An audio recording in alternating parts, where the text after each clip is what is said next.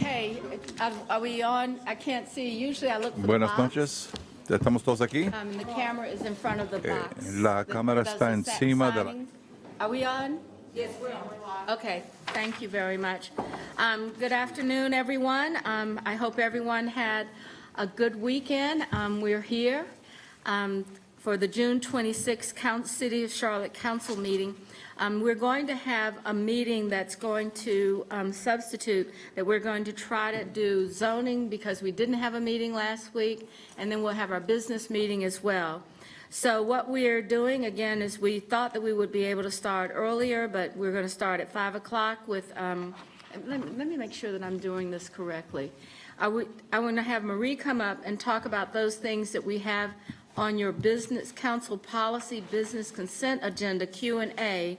And then I think that if we are doing that, we can start going forward. Let's go ahead and go around the room for introductions. We'll start with our deputy clerk, and then we'll go ahead and start with the agenda items that council has asked for review. Billy Tynes, Deputy City Clerk. Good evening, Marjorie Molina, District 5. Good evening, James Mitchell at large. Good evening, Renee Johnson, District 4. Good evening, Luana Mayfield, Council Member at Large. Good evening, Vi Lyles, Mayor. Marcus Jones, City Manager. Malcolm Graham, District 2. Tara Picard, D6. Patrick Baker, City Attorney. Terry Hagler Gray, Senior Assistant City Attorney. All right. So Ms. Harris has the request for questions or an agenda item. So unless there are additional ones, why don't we go through the ones that we have that were asked this afternoon for this agenda? Yes, thank you, and good evening, Mayor and Council. And I did get a chance to speak briefly with Ms. Mayfield about her questions. Did you have any additional, or did those cover it? I do not at this time, Marie. Thank you, ma'am. And then Ms. Johnson, I believe, had one, but it was specific to a business item later on in the agenda. And which item was the business item? Do you remember the number? I'm sorry, it was on the small business ecosystem. Number 31 for, And that was during the business part. it's under business, so Yes, we'll ma'am. just do that as a part of our agenda when we go downstairs. Okay. So with that, any items, any questions about consent items or any other questions about consent items? Ms. Mayfield?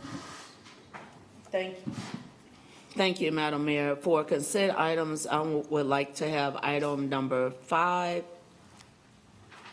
11, and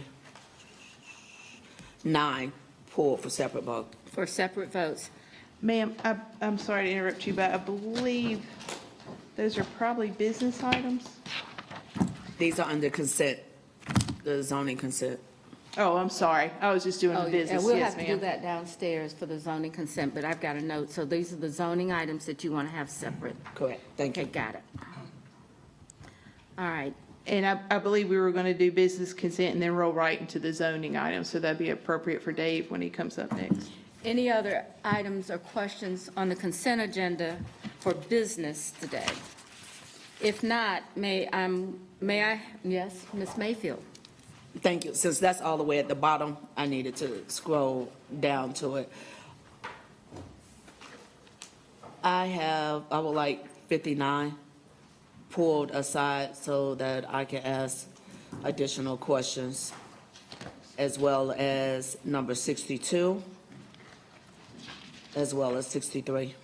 All right, so I wanted to say that we've asked, the staff has asked that item 63 be deferred. 63 will not be deferred. Okay, so we will not do 63, we'll come through. All right, so Ms. Mayfield, could you go ahead and ask your questions on item 59, please, from our consent agenda? So for clarification, the Airport Visitor Information Center management on Part B, which we do a lot of times, it has on here authorized the city manager to renew the contract for up to 2 one-year terms with possible price adjustments, and the amended contract with the purpose for which the contract was approved. I would like to, and this is for moving forward, Mr. Manager, and for council consideration, My question is, what is the percent or maximum amount not to exceed?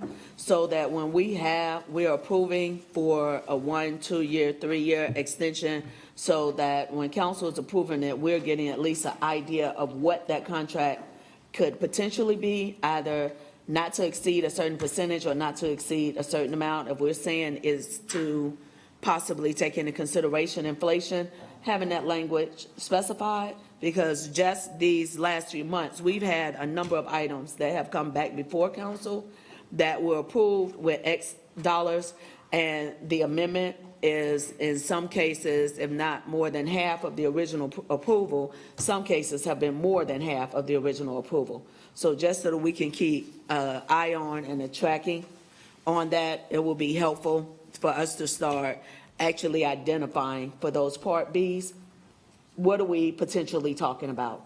Either a percent-wise and/or no more than this max amount. Thank you, Mr. Manager. All right.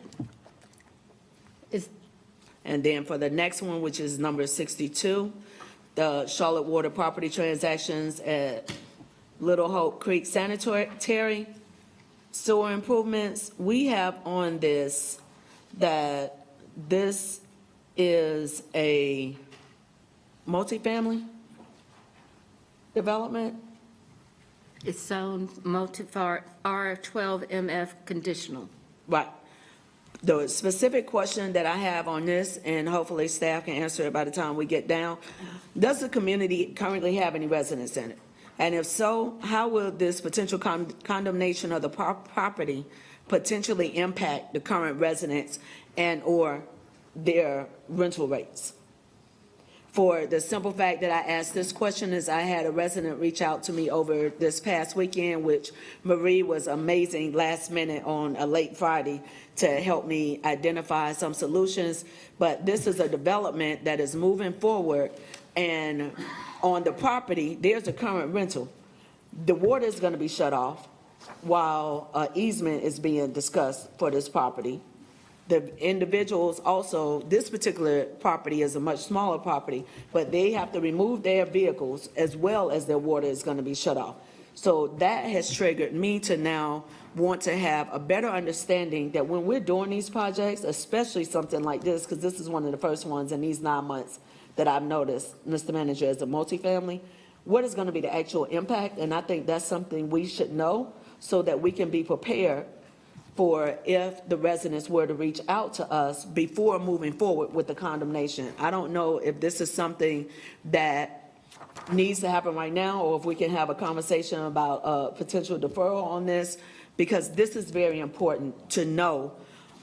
Do we already have residents there? And if so, how are they going to be impacted? Because I believe all of us saw an email earlier today where we have a different resident where they have impact in their home because of a development that was done by one of our partners. So if we already having challenges, we're not 7 years ago where we could easily move someone to another living situation if need be. So it will be helpful for us to start being a little bit more proactive on the front end of what that potentially can look like versus approving this potential condemnation without thinking about the impact. Thank you, Mr. Manager. So are And you requesting a deferral of this one? you know what? I am going to put that as an official deferral Okay. request.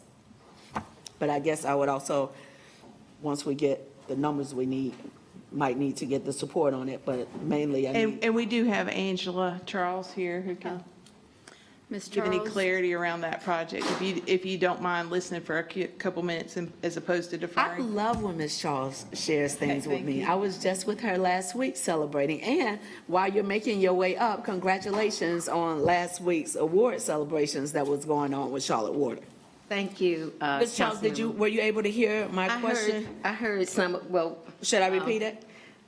let me introduce myself. Good evening, Mayor and Council and Manager. I'm Angela Charles, Director of Charlotte Water. Now, I heard something about rental rates. On item 62, you have a property transaction. Right. that's for Little Hope Creek sanitary sewer improvements. Right. And the question Ms. Mayfield asked is because its zone and use is multifamily, are there current residents living on the property, and what would be the impact of moving forward with this project? Yes, the main impact will be from construction. Now, I heard a little bit about water will be disrupted. Right now, at this time, not unless there is a utility hit, we are not planning for water to be disrupted to the folks living in this area. This is a sewer rehab that we are completing in the area. So let me, Yeah. quickly, because that's why I wanted to Yeah. clarify if you heard my question, because I Yeah. mentioned a couple of different things as you were Sure, making your way yeah. into the room. I gave an example of another project, separate project where water is Mm-hmm. being discussed. For this particular project, the question I was asking is, are there currently residents at this facility or this community? And if so, how will a condemnation of the property potentially impact those current rates, those current residents, and/or their rates? Where Rates. if they were to be impacted, then, of which that'll be a conversation with the owner of the property of whether or not there's going to be some adjustment of their rates, but just wanted to make sure that there is an impact, because unfortunately, I think you saw an email we received last week, another completely separate one regarding sewer backup that happened into Right. a home. Right. So that's what I want to get an idea. Okay. Are Now- there residents, how are they going to be impacted? Right, and let me, mainly with construction, now when I say construction, that's, backhoes, track machines, dump trucks. While we are working in this particular area to upgrade our infrastructure, I do have a clarifying question for you. When you say rates, are you referencing water sewer rates, or are you referencing the multifamily rates that the people would be paying? So- In terms of water sewer rates, the project is- The Yeah. combination of both. Because you Okay. only can control the water sewer. Right. Which I recognize, but if there are residents, has there been a conversation of the what ifs? If they are impacted by this, whether it is a crack was created or concrete mistakenly went down the wrong particular section and it creates a backup Right. into that unit, that is going to impact that resident being able to be in that unit. So I wanted to get an idea of were there Sure. conversations to think about how our project could potentially impact the residents that are there. Sure. Now, we do extensive work with our project communications. Also, we do have projects on our website. So you can find Charlotte Water's capital projects on the website. In terms of water sewer rates, the project itself is covered in our capital plan. And so there won't be additional cost to the folks in the area for the work that Charlotte Water is doing. And that's, when we work throughout the region, that's how it works. In terms of and I think your point is Charlotte Water does all this great work. We get more development. The people staying nearby have to pay more for their rates. From a multifamily standpoint, I can't, So, answer that. so That piece, it would be the landlord or anyone, property owner who would be in the area. So I'm going to recognize that I can clarify it a Okay. little differently. Yeah, this is the building that has the multifamily. How close is this project going to be? Because if the project's going to be right here, it's going to create a direct impact, whether I have access to my unit, Right. if water were to be shut off in my unit, what that impact can be versus here's my unit, but the project is happening here on the edge of the Right. community. That's the specific question. How will a condemnation of the property potentially impact the current residents? Right. The water rates was just an aside, but Okay. how are the current residents going to be impacted? Because unfortunately, we don't necessarily have access to the housing we had 7 years ago, where if someone needed to be relocated, Right. we'll easily be able to transition them out into quality or better housing until the situation is addressed. They will have to live through that. So that's what I'm trying to get an idea Yes. of.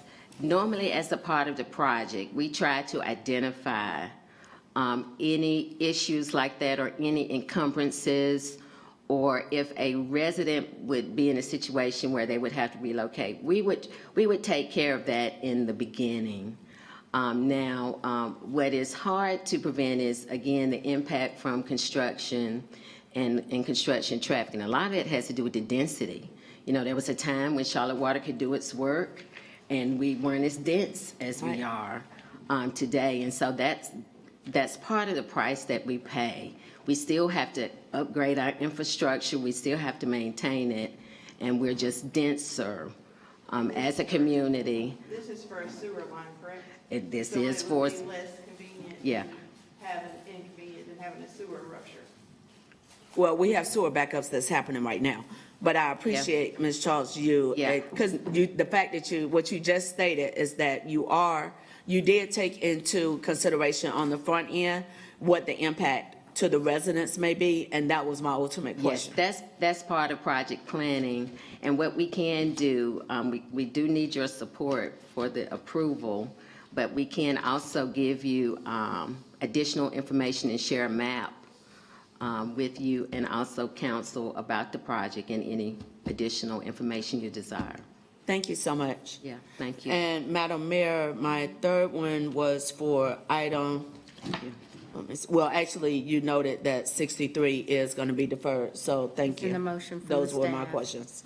All right, so any other questions? All right, so if I'm looking at consent items, are there any, we have for a separate vote, do you want 62 as a separate vote, Ms. Mayfield? That's the one that we were just talking about, the sewer backup. no, it does not need to be. Okay, not a separate vote.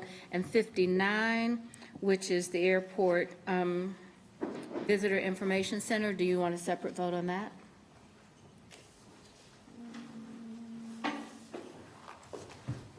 Mr. Manager, 59 goes with the same question that I asked earlier, even though for that one, but for this one, Okay. my apologies, Madam Clerk. This one was clarified in the last statement to the manager, so I do not need a separate vote. All right, thank you, Ms. Mayfield. May I have a motion to approve consent agenda items 48 through 64 and item 63 being deferred? Second. We have a motion and a second. Is there any further discussion? Hearing none, all in favor, please raise your hands. And that is a total of our 6 votes for the evening. All right, thank you, that passes. Thank you. All right, right. Yes, that, all right, so now we're going to begin with our planning zoning meetings that did not take place last week. And so we will now go to zoning consent items. And let me read through. I think we have members of, recognize our zoning committee members. Please stand up and be recognized. In case there are any questions that we would like, if you would have as we go through this with their consideration. So the zoning process begins with items, applications submitted to planning staff for review. There are 2 types of agenda items and decisions and hearings. Today's agenda is comprised only of decisions, and these decisions are for cases which the public hearing was previously held, so there's no further public comment. These petitions have previously gone to the zoning committee of the planning commission for review and recommendations, and I've just introduced those folks and they're here for questions. So then what we have is we have a process we do for zoning consent items. And so zoning consent items follow a methodology that we have that notes that the petitions meet the following criteria. Had no public opposition to the petition at hearing. The zoning committee recommended approval. There are no changes after the zoning committee's recommendation, and staff recommends approval. So, but I want to ask council, is there any items, I will tell you those that are being pulled that will go over, Mr. Pettin will go over the petitions that have been submitted for deferral withdrawal, as well as those that have a change that may go to that's been asked, that you may choose to send back to the zoning committee. But until then, I think that my understanding is that we have, for our petitions that meet the criteria for the rezonings, Move to approve 4 through 14.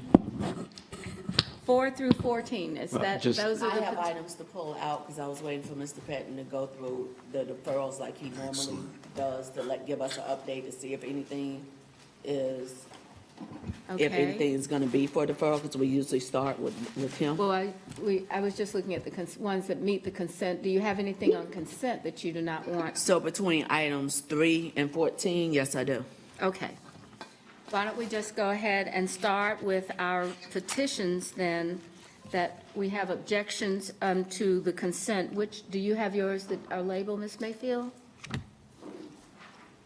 So the items that we have for consent, my understanding are items 4 through 14 may be considered in one motion, except if there's an exception by the council member. We I do would like have, for number 5 to be pulled, Madam Mayor, Number 5, Move to approve 4 through 14 minus number 5. as well as, because I was not through, as you're trying to rush through, Mr. Ricard, And number or 9. 9.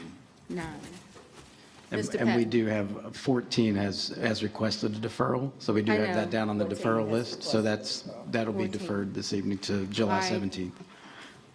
So the consent items that we have, with the exception of 5, 9, and 14. Is there any further discussion? All right, do I have a motion? Second. I'm sorry, Ms. I Mayfield? move it. You just really want to jump in and move to approve, Just don't moving you? it- We don't moving it all approve everything forward. just because it's submitted. But I'm going through, because since I have all of this on the computer, I'm having to scroll back and forth since we chose not to have a meeting last week. The other one that I had on here, Madam Mayor, in that grouping is number 11. 11. Okay, so we have a separate vote on those items of 5, 9, 14, and 11. Correct. All right. Okay, so now we have, I guess, the consent items. So moved. 4 through 14, with the exception of 5, 9, 14, and 11. Do I have a motion So moved. for approval? So moved. Do I have a second? A second. Any discussion? Hearing no discussion, all in favor of the consent items as stated in the motion, please raise your hands. All right, so now we've covered the consent items. So we'll go back and we'll start with the items that have been pulled and from the agenda. Mr. Patton? For our deferrals and withdrawals, we do have, I believe, 4 of those on the agenda this evening. Let me get to that portion.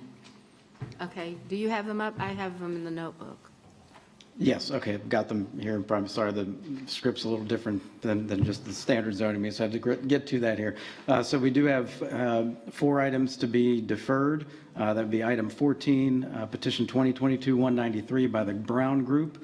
Item 16, petition 2022-134 by Musa Muhammad II. Rezoning petition 2022-147 by South Park Towers Property Company, LLC. And rezoning petition 2022-160 by Pendler Development, LLC, all requesting a deferral to our 7/17 zoning meeting. All right. Is there any questions or any one of those that you would like to see treated differently? Ms. Johnson? Yes, I wanted to ask about 2022-177. Did you list that? No, I think it was 14, 15, 16, 17, and 18. He didn't mention 15. Okay. All So right. we received an email from our attorney that we requested that to be deferred. Yeah, I understand So that I has been guess pulled. the motion would be to add number 15 to that list. Okay. I don't believe it'll be deferred. Councilmember Johnson, I believe it's being pulled from the agenda, so there won't be a vote on a deferral on it. It will be deferred until July 17th. It's been pulled from the agenda, and it will be back on for the 17th. We get there just in a different way. But yes, it's pulled. Okay, I don't understand that. Can someone explain the difference between deferred and pulled from the agenda? From a practical perspective, there isn't one, other than this is coming from the administration and the attorney's office to pull that item. Usually, it's the applicant that's requesting deferral. Okay, thank you. All right. So we have item 14, items 14, 16, 17, and 18 being deferred until 7/17, and the administration of item 15 to be pulled and will be on the 7/17 and as structured. So do we have a motion? So moved. Second. We have a motion and a second. Any further discussion? Hearing none. All in favor, please raise your hands. Okay, thank you. I think that was everyone unanimous. So that now leads us to, I believe, item 5. We start at the top. Item number 5 is petition 2022-84 by Mission Properties for approximately 20.8 acres located on the south side of Ridge Road and the north side of Interstate 485. It's in District 1, and the closest, it's in the County District 1. The closest district is District 4. The current zoning is in a N1A neighborhood, and the proposed zoning is multifamily residential conditional. The zoning committee voted 4-2 to approve this petition. Staff recommends approval. Do I have a motion to accept the zoning committee's statement of consistency as our own and approve or disapprove this committee? Move to adopt and approve. Move not to approve? Move to adopt and approve. Move to adopt and approve. Is there a second? Second. We have a motion and a second. Any discussion? Ms. Johnson? Yes, thank you. There were some questions about this petition being reviewed by the Historical Commission. There were some comments from the Historical Commission, and I just wanted to let you all know that I spoke with the developer. He did send some information that the developer did reach out to the Historic Commission and got the approval, if you will, to proceed. There was not historical value on the property, so that issue has been resolved. Thanks. All right. Any further comment? Okay, all in favor of the motion to approve this petition and the statement of consistency, please raise your hands. Ms. Mayfield? We need, I understand there's also the question of any opposed. is I'm a there- no. but- Okay, so this will have to, It will, because there were not 6 votes, Will no not action have is approval. taken, and it will go to the next zoning meeting agenda. okay. All right, so the next petition that we have, rezoning Number 11. petition 2022-136 by Vision Ventures for approximately 1.6 acres on the east side of Catalina Catalina Avenue and Northwest 26th Street. It's in District 1. The current zoning is neighborhood, and the proposed zoning is urban residential conditional. The zoning committee voted 5-1 to recommend approval of the petition. The staff recommend, and the staff also recommends approval. Do we have a motion to accept the recommendations and use the zoning committee statement of consistency as our own? Move to adopt and approve. So this is item 6. You've Yes. already So we'd approved actually that. we'd jump to item 9. Oh, we dropped to Because 6 is 9. part of consent, so we'll go 9 Sorry, through let's go to 9, and then 9. 11, and then we'll jump All right. into the Go others to after 9. that. Excuse me for missing that one. So item number 9, petition 2022-184 by United Air Filter Company for approximately 2.1 acres on the east side of West Palmer and the south of West Moorhead, and it's in District 2. The current zoning is manufacturing and logistics. Proposed zoning is Uptown Core. Zoning committee voted 6-0. The staff recommends approval. Do I have a motion to approve this petition and accept the staff and the zoning committee's recommendation, as well as the zoning committee statement of consistency as our own? Vote to approve. Second. We have a motion and a second. Is there any discussion? Ms. Mayfield? Thank you, Madam Mayor. Mr. Patton, I just had a question. If you can tell me what is Uptown Core? What is that designation now? It's similar to our previous UMUD zoning district, so it's just within the confines of the Uptown District, which is really up to that 277 loop within the Uptown core. So it's similar again to our previous UMUD. This was requesting UMUD, but because everything translated on June 1st, that goes automatically now to Uptown core UC. So may I ask that as we're getting used to the new language, if we can start to add that, what it previously was noted as versus just jumping to the new language, that would be helpful. Sure. Thank you, Madam Mayor. All right. So is item 10 our next up? No, we have. We Well, we did still that have to one. finish the vote 11? on this one. All right, so we're on 11. Yeah, we still didn't vote on it. Oh, I'm voting. I'd like to get this Yeah, we had a motion, done. second. So do we have a motion? We have a motion and a second. All in favor, please raise your hands. Okay, that's unanimous. All right, so we're done with that one. Now I'm ready. Now, item 11 is our next one. And so approximately 6 acres located on the south side of David Cox, east of Statesville Road. The current zoning is manufacturing and logistics. The proposed zoning is manufacturing and logistics. It's just a degree.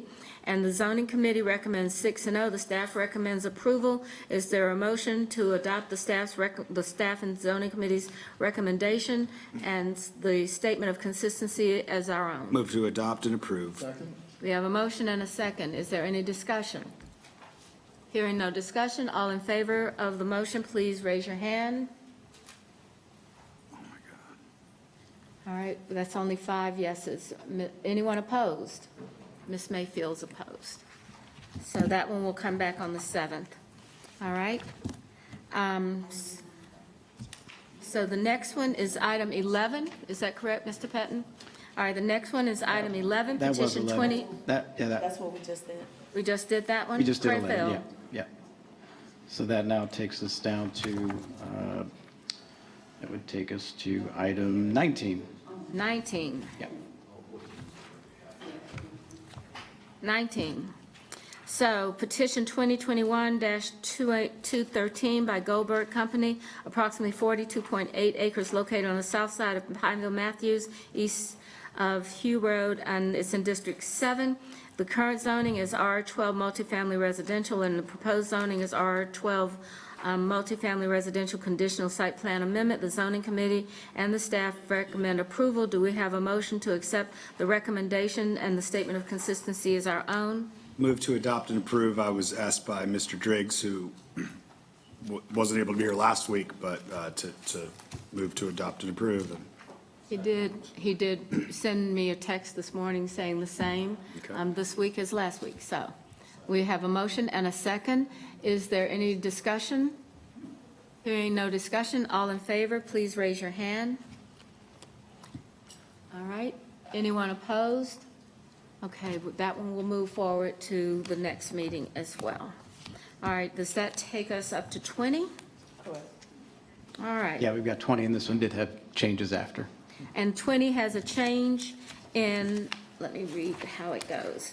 In 20, the 20 petition 2022-175, the following changes were made after the zoning committee's recommendation. The petitioner shall contribute $7,500 to CATS for the bus stop improvement stop, including a shelter with seating at the intersection of Rocky River Road and Greer Road. Contributions shall occur prior to the issuance of the first building certificate of occupancy for the site. The petitioner shall contribute $10,000 to the Far East Neighborhood Coalition, FinCo. Contribution shall occur prior to the issuance of the first building certificate of occupancy for the site. So do we now need, do we have a motion that the changes should not go back to the zoning committee? So moved. We have a motion. Do I have a second? We have a second. So any discussion? Hearing no discussion, all in favor, please raise your hands. All right, that passes. Do we have a motion to not send it back to the zoning committee, but do we have a motion now to approve the petition and adopt the zoning committee statement of consistency as our own? So moved. Do we have a motion and a second? Second. All right, we have a second. Any discussion? Hearing no discussion, all in favor, please raise your hand. The motion passes. Thank you very much. All right, so that takes us Got one more. I think we have one more. Yep. Item 21, petition 2022-190 by Charlotte Pipe and Foundry Company for approximately 1 acre or almost 2 acres located on the west side of Providence Road, south of Moravian Lane. It's in District 6. The current zoning is urban residential commercial conditional. Proposed zoning is urban residential commercial conditional with a site plan amendment. The zoning committee and the staff recommend approval of this petition. Do I have a motion to accept their recommendation and accept their statement of consistency as our own? Move to adopt and approve this relatively harmless one. All right? All right, we have a motion and a second. Is there any discussion? Want me to not raise? I mean, I don't want you to. I mean, I do want you to. Want me I do want you to. All right, all in favor, please raise your hand. Yes. Okay, that takes us through. Thank you, Mrs. Mayfield. All right. I appreciate it. Thank you. That concludes our zoning decisions. Thank you guys for coming and listening to us. I'm sure it was lively for you, so both. All right, so now what we need to do is go into our closed sessions. We have our closed session. We are going to ask. Before we go into closed session, since we are combining two meetings right now, I want to have as much transparency that I understand. Are we getting ready to go into a closed session then to come out and then go downstairs, or we're not going, we're doing everything right here? We're doing the closed session in here since we have time before the meeting starts. But we are having a meeting going downstairs. yes. Thank you. All right, so, City Attorney, if you'll give us the motion? Yes, ma'am. I will need a closed session for attorney-client consultation in the matters of Charlotte versus Vector Media Holdings Incorporated and Flatiron Constructors et al. Versus City of Charlotte, all pursuant to 143-318-11A3. All right, you heard the attorney's reading of the motion. Do I have a motion to accept the attorney's recommendation for the closed session? So moved. All right, do we have a second? Second. No further discussion? Any discussion? All in favor, say, I need 6 people, but if you walked out of the room, you're a yes. Okay.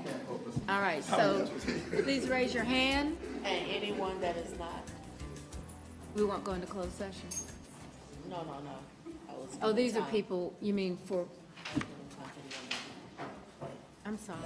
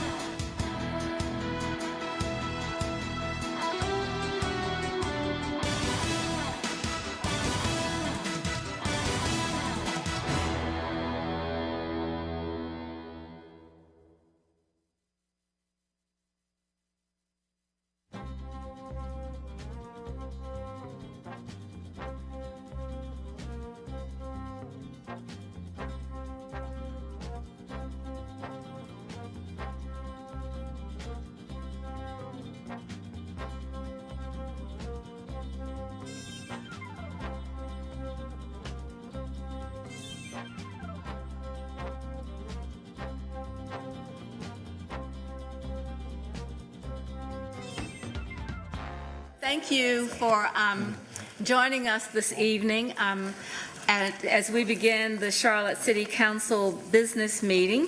And we really appreciate those that are present with us, as well as those that are watching us virtually or listening to us, however you can do. Maybe we should have a council meeting podcast. Yes. That would be a great idea. We should just do the raw data and information and just let it go. What do you guys think about that? One at a time. Oh, yeah, thumbs up, right? Thumbs up, so thank you. I am going to call this meeting to order. Excuse me for not being orderly. I would like to begin our meeting with introductions, and we'll start with our Deputy City Clerk. Billy Tons, Deputy City Clerk. Good evening, Marjorie Molina, District 5. Good evening, James Mitchell at large. Good evening, Renee Johnson, District 4. Good evening, Luana Mayfield, serving you at large. Marcus Jones, City Manager. Vi Lyles, Mayor. Malcolm Graham, District 2. Tarek Bakari, District 6. All right. Several of our council members were not able to attend this meeting, and so that's why we are a group of 6, which is a little bit of a rule change because everything that we do has to have 6 people approve it. And so it may be, a little bit different, but don't worry, we will return to regular programming in the next week. All right. We begin our meeting with an expression of inspiration. It can also include an invocation, and we do that, and then we follow with the Pledge of Allegiance. One, we want to do this so that we can look at what we're doing and that we can behave and act with generosity and kindness and civility, as well as recognize how important it is to live in this country. So tonight, Councilmember Mitchell will give his presentation to open our meeting. Okay. Can we all please stand? If you're comfortable, I'll ask you to join the hand of the person beside you. If you're comfortable. Let us bow our heads. Oh, wise and gracious Father, we thank you for another blessed day in your city, Charlotte. We ask you, Father, that your spirit would be at this meeting. Bless all those who are attending and bless the city council. The things we do will be uplifting to you. Would all believers under my voice say amen? Amen. All right? I pledge allegiance to the flag of the United States of America and to the republic for which it stands, one nation, under God, indivisible, with liberty and justice for all. Thank you. Yeah. Tonight we have several special guests with us, and I'm thrilled to announce that Charlotte, our city, has been named a 2023 All-American City by the National Civic League.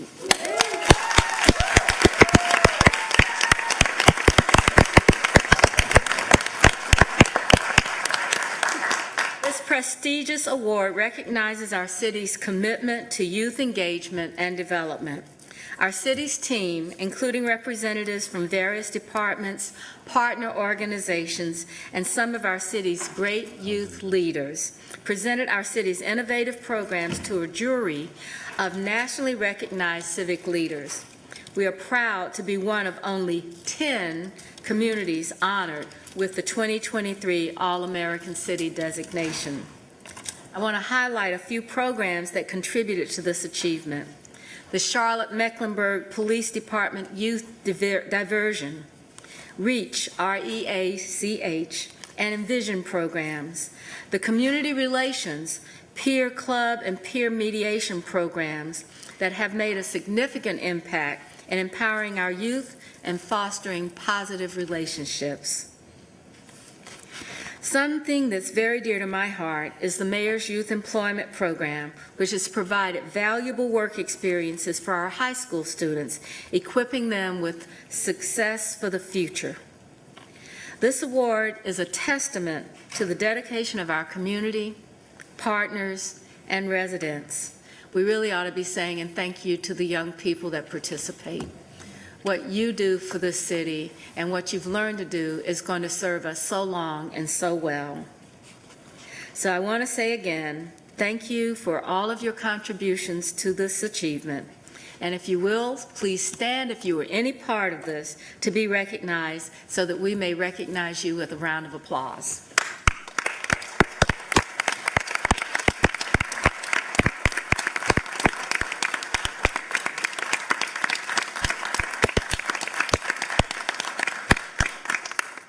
So now we'd like to invite you to stay for the remaining part of the meeting. But I can understand that you might not want to, all right? Thank you very much. We follow this really wonderful announcement that we've made with the opportunity to hear from the citizens that have asked to speak to the council. And I'd like to give you a little bit of a background of how we do this. When you come in, you have 3 minutes to speak, and what we do is that the city manager and his team will assist with if there's the ability to do so tonight. If not, someone on the team will follow and contact you after this evening's presentation. And so we do this on every quarter, I believe.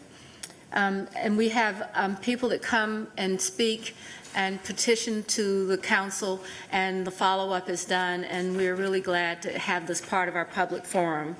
So the first speaker that I have is Michael Potts. Michael Potts? I'm sorry, do I?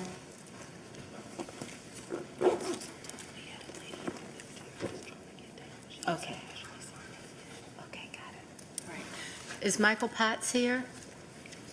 Well, we'll go to Zenas Henderson. Ms. Henderson? All right. Our next petition would be from Sonia Dates. Ms. Dates?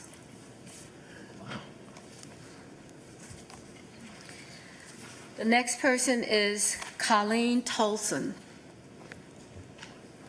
Please come down, Ms. Tolson. Bingo. Please be careful. I know that the steps are rather steep. Yes, I have a clumsy history, so I will take that advice. Yes, thank you.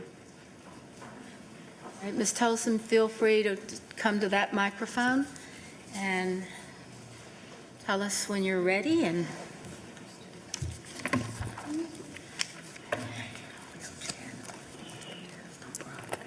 all right.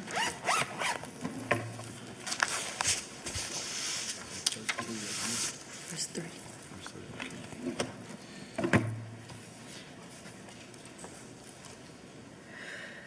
Yes, Mayor, I'm ready. Yes, please. Well, my name is Colleen Tolson, and what led me here today is when I went to check on one of my elderly neighbors after our water had been cut off for close to 40 times within 2 years at the property of Crest on Providence / Levine Properties. Well, with the residents there, one, including myself, is 1 to 2 years of our rent money back for having to pay rent in uninhabitable conditions. We have been dealing with false advertisement, pool and workout room not made readily accessible, and that's included in our rent. Unusually high water bills. As I just stated, the water has been turned off over 20 times. I signed a lease in August 2021. We have leaks, mold. People have been sick from living there, including me and my daughter. We moved in August 7th. My daughter became so sick when I did a paper trail to see what type of evidence I had to prove the allegations that I'm accusing this property owner of. My daughter went to the doctor on August 17th. That's how sick she had become, with like cold-like, allergy-like symptoms. Next, maintenance repairs not fully being completed or addressed all the way. Sewage that backs up onto people's properties. This tenant is afraid to speak because he's afraid of the retaliation. We were given what I call a fake rezoning letter. It was passed out in March. Well, after doing some digging, I found out the city of Charlotte has not approved this property for rezoning. In the letter, it stated everybody needed to be gone so that they can make this property more presentable to the community. We found out that was not true. The zoning supervisor emailed me last week. Next, units that become flooded when it rains outside. This water is muddy. It's coming into the units, causing gnats and other pests. roaches as big as mice.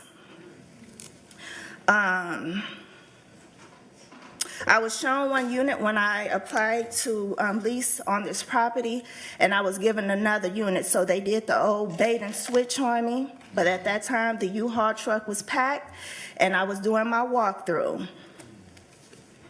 So at this time, we are asking for what has been submitted and received from FAP, FHAP for Title 8 and 6, because this property owner has been collecting rent money for uninhabitable conditions.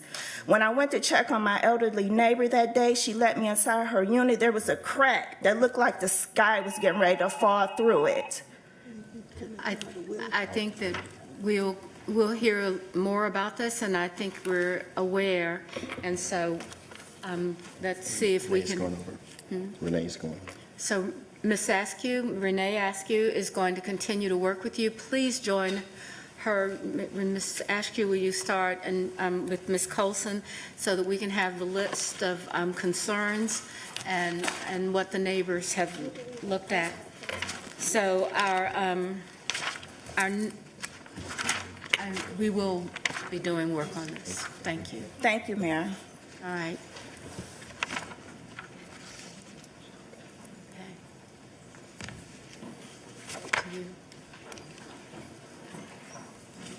All right. Our next speaker is Kelsey Joseph. Kelsey Joseph. Is somebody helping with Billy?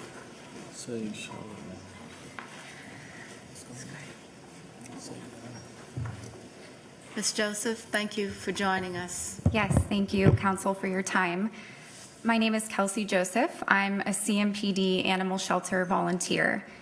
The shelter was built in 1994 when the population of Charlotte was 400,000. It's not been expanded since, and our population is now nearly 1 million. In 1994, we did not focus on life-saving programming, and now we thankfully do. I would like to paint a scene for you. There's a shelter full of barking dogs. There are no kennels open.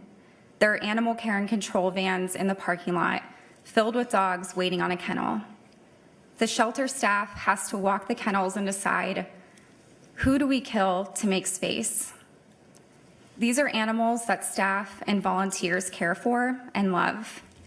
Animals who are healthy and could be so happy with a forever family if only there was somewhere for them to go in the meantime. So staff makes these decisions, they perform the euthanasias, they wheel animals to the incinerator, and we all cringe at the smell. But the dogs who are still there still need to be walked.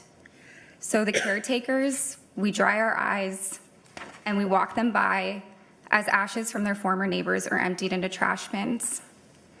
This is heart-wrenching for staff, for volunteers, for community members who care about animals, but who also had to surrender their animal because of their unfortunate circumstances, and of course, the animals themselves.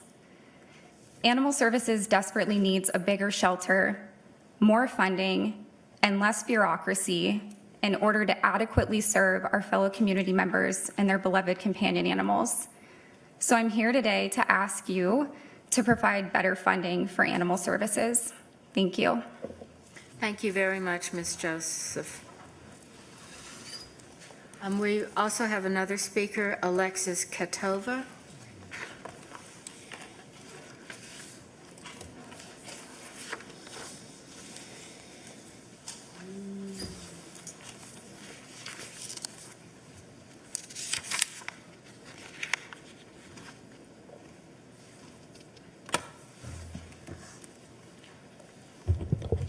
Thank you. Kelsey, I don't know how I'm going to follow that. You said everything so perfectly. I'm crying over here. I need a minute to compose myself. My name is Alexis Ketover, and I am a foster and volunteer with the Charlotte-Mecklenburg Animal Shelter. I am able to see firsthand how hard things are, not just for the animals, but for the staff and the community themselves. To help everyone, we are in dire need of upgrades, the most important upgrade being a larger shelter. I know that that's a challenge, And the biggest challenge in that is being staffing, which is why we're asking for funding for staffing to incorporate with the larger shelter. The shelter needs more funding for not just that, but just so many things. Those are the two things that we want to start with. Another issue that we seem to face is the amount of red tape we have to try and work around to get dogs moved and to get better care and attention for these animals. If we were able to have less bureaucracy, we would be able to focus on what really matters, such as supporting community members and bettering the lives of these animals while giving them a real chance at a happy ending in their forever homes. I actually was at the shelter just before this, and there are a few dogs that I walked past their kennels and I gave them extra love because we are so full right now. There's a chance that I could be saying my goodbyes to them. And it breaks my heart, and I know that I'm not alone in this, and that is why we are asking for these things for the shelter. Thank you. Thank you very much.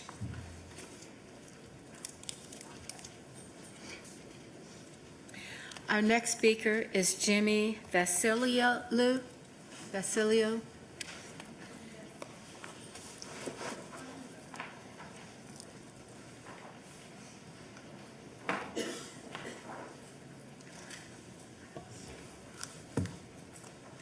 Good evening. My name is Jimmy Vasilio. I am a member of the Housing Justice Coalition, and I'm here this evening in support of the residents at Creston Providence, who you've just heard from Ms. Tolson, have undergone extremely dire conditions in their units. People getting sick from mold, roofs caving in, unexplained water shutoffs, unexplained water charges increases, and now they're having to deal with a rezoning that was filed in January of 2023, but which has not been made public. It's currently working its way through the rezoning process as 2023-38. At this moment, I was told by, believe Mr. Pedine of the City Planning Department, that once they, I guess, review it, then they'll have the notice and that sort of thing. But at this moment, you know, and from what we've heard from residents, there have been people who have been told that they could live in these units 3 months after they filed this rezoning petition with no sort of, you know, explanation from the property management group that, you know, at some point this property is going to be redeveloped and we're going to be filing these letters. So this is, you know, I hate that the All-America people had to leave to see this. I mean, this is an all-American problem. People are being displaced in this city. People are being, you know, if they're not being displaced, they're living in conditions that are so intolerant and intolerable that it's just hard to live at the end of the day. And so we ask you support these residents at Creston Providence, what they go through, hear their experience. That's all. Thank you. Thank you. Our next speaker is Lowell Faison. Mr. Faison.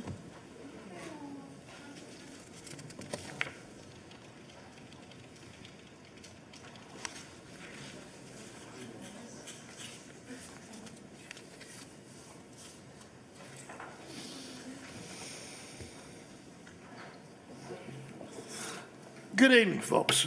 I want to make this short and brief. I congratulate you folks on what you have done in terms of growing Charlotte. But the downside, the consequential side is that you've done so at the expense of black and brown people and poor people. You continue to put bandages on a hemorrhage. Thank God that come next election cycle, all of you will not be here. Okay, thank you, Mr. Faison. Wow. Our next speaker is, let's see, David Hands. Mr. Hands? Yeah, that's not the, that's what you're saying, that's not all. Good evening. Good evening. I believe I pretty much said everything that there is to say about Woody Point Road, but I just wanted to kind of keep my presence in front of the council and so that you know I'm still fighting to try to get Woody Point Road fixed. And the last time I came to a council meeting was back on May 8th. And at that time, I had recently spoken with Councilman Mitchell, and he suggested that I present a petition from the residents of Woody Point Road to the council to demonstrate the support I had for fixing this Woody Point Road on the current map. I followed Councilman Mitchell's advice and presented my petition, which was signed by 82% of the residents of Woody Point Road at the meeting on the 8th. I had planned on attending the meeting on May 22nd also, but Councilman Mitchell suggested I give staff until the end of June to get this matter resolved. I'm hoping that staff is working on this and that something will be, some type of solution will get done very soon. It should be evident by now that this problem is not going away until the city fixes Woody Point Road on the map. Over the past 3 to 4 months, I've made a concerted effort to contact every member of council. I've been very encouraged by the majority of the council members' willingness to talk or meet with me to discuss the resolution of the Woody Point Road situation. I now believe that I have a majority of council members in support of amending the Charlotte Streets map. All that remains is for this item to be added to the agenda in order for a vote to be taken to amend the map. It's unfortunate that this situation has dragged on for over 1.5 years. In essence, the residents of Woody Point Road have been held hostage by the city of Charlotte when all the city had to do was correct the street classification of one little insignificant street on the map. It's time that council corrected the mistake of misclassifying Woody Point as a collector street and amended the map to properly show Woody Point as a local street. If there are any members of council here this evening that I haven't talked to yet who are interested in talking to me or meeting with me, please contact me. I've included my contact information on the handout you should have received from Ms. Tynes before the meeting tonight. Thank you very much. Have a nice holiday. We do have your handout. Thank you, Mr. Hans. All right, our finals, I'm sorry, Ms. Johnson? Yes, I have a question. For staff or for you regarding the gentleman's, I'm sorry, Mr. Hans' concerns. Can we get an update from city staff on, Yes. okay, Yes. okay. Okay, all right, thank you. All right, thank you. Our final speaker for this evening is Mary Gray. Ms. Gray is going to be escorted by one of our officers, I believe. Is that correct? She's over to the side. They're going to give her the mic, or? Ms. Gray?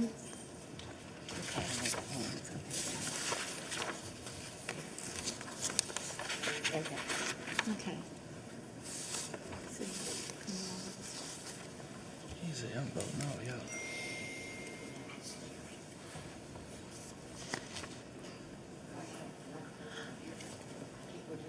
Do we have a local mic, or, yes, we have a local mic for you, Ms. Gray, I believe. Thank you. Feel free to use that railing if you'd like to. The one that's a little bit more steady toward the banister to stand, that might be easier to stand for you to hold the mic. The banister there, if you want to feel more comfortable that way. Where do you want me to go? Right here. Right Hold on here. over here. Yes, yes, ma'am.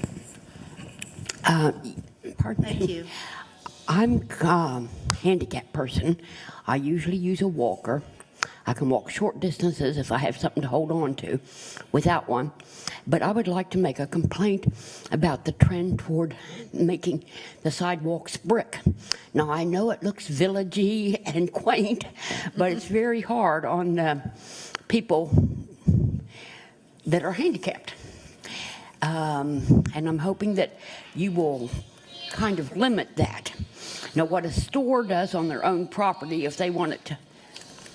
If you'll wait a minute, we're getting that done. Pause. Okay. All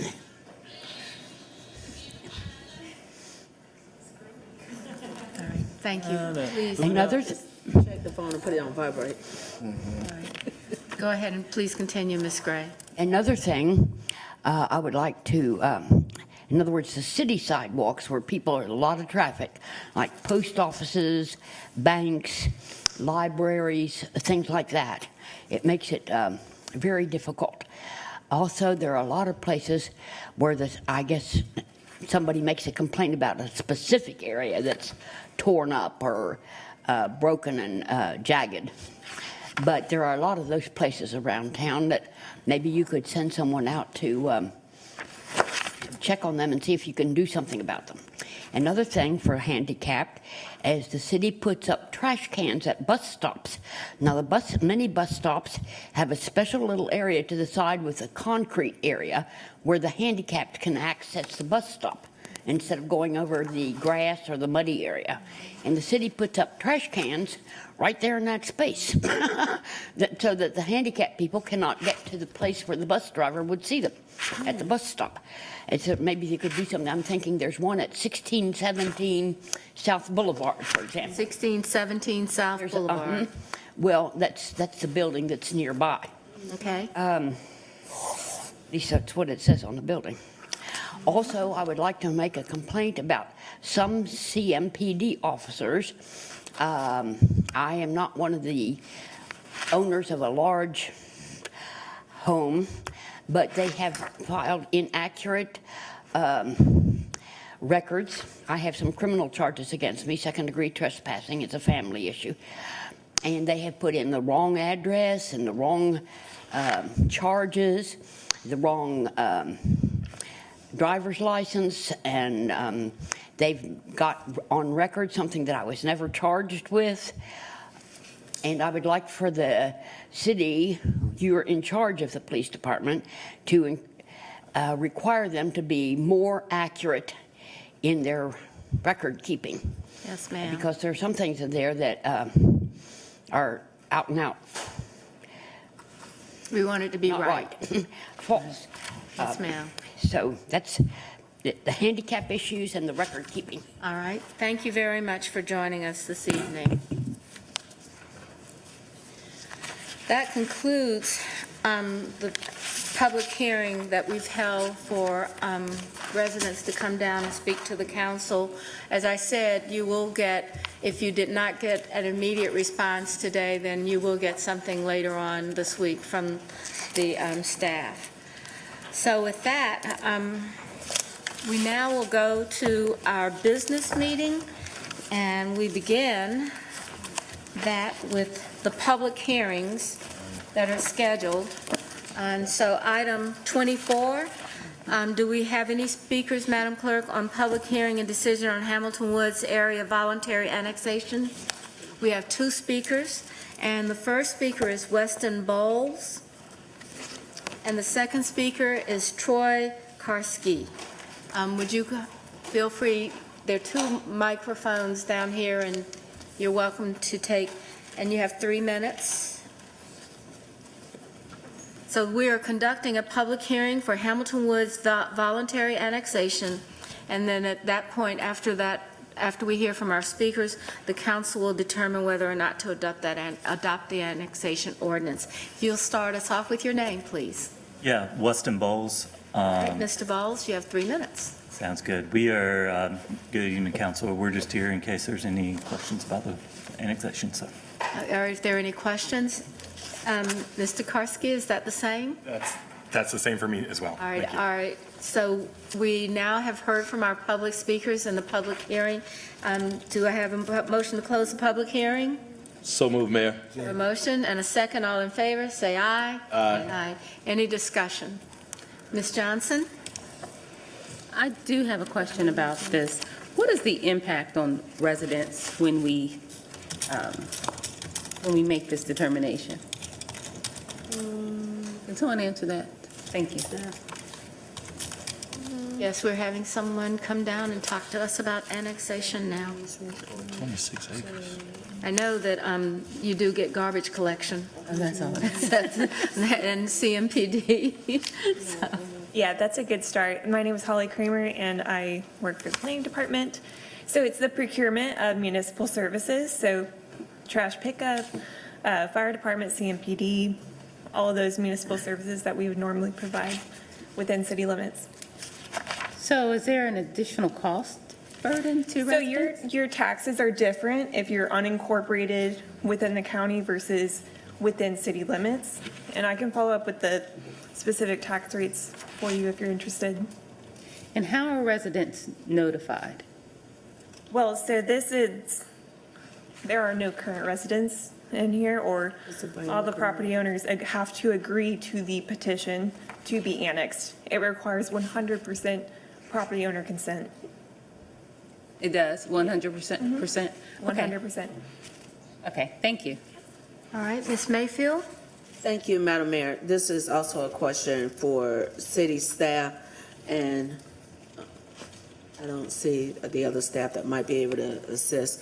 So we know that we're seeing rapid growth, and our fire department is being stretched. I'm trying to see what, if any, comments we have regarding from fire, because our response times, and we have seen, unfortunately, just within the last few months, major fire incidences that have not only created space for opportunity, unfortunately, for loss of life, but also a number of severe incidences. So it would be helpful to know, as we're looking at this potential annexation in this particular area, because if I'm reading this correctly, this will be a development that will potentially bring an additional 119 additional single-family detached homes into this area. So what would be helpful is to know, one, what is going to be the potential response time impact on our current fire. Two, if we're looking at developments like this for annexation, are we as city staff having conversations for the shared costs of building a new fire station, since we, through tax dollars, don't necessarily have the funds, and it may be 10 years out before we're able to build a new fire station that may be needed based on these approvals. So that information will be very helpful to come back prior to this coming for decision, as well as our current capacity that we have regarding water and sewer. So if I could touch on that real quick? Okay, thank you. So key business units, including Charlotte Fire Department, CMPD, Solid Waste Services, they are all pulled during our annexation process to determine what the impact to serve the site would be. So this site would already fall within their determined response time. I believe it's 4 minutes to 4-minute response time for Charlotte Fire Department, but I'll double check that for you. So this doesn't fall outside of their normal response time as it is. It is contiguous to city limits, so you're not looking at going far outside existing city limits to access the site. And we did receive from them an estimated cost to serve, which is typical with every single annexation. We estimate the number of calls that could be generated from the site, given the proposed development. So with this site, we would estimate 45 calls a year that Charlotte Fire would respond to, which amounts to about a little under $46,000. So we do assess them, and I do have their comments in full that I can send you if you're interested. Those comments will be very helpful, Mr. Manager, as we continue to look at how we're growing the city. Thank you. All right. Are there any other questions? Move to close the hearing. So I have a motion to close the public hearing. All in favor, say aye. Aye. Do we have a motion to adopt an annexation ordinance with an effective date of June 26, 2023, to extend the corporate limits to include this property and assign it to an adjacent city council District 3? So move. Motion and a second. Any discussion on the motion? Hearing none, all in favor, please raise your hand. All right, that would be unanimous. All right, the next item that we have for a public hearing and decision is on North Lake Town Center area voluntary annexation.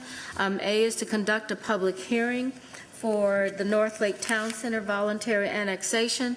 We have two speakers, Jennifer Greason and Terry Williams. Ms. Greason and Mr. Williams.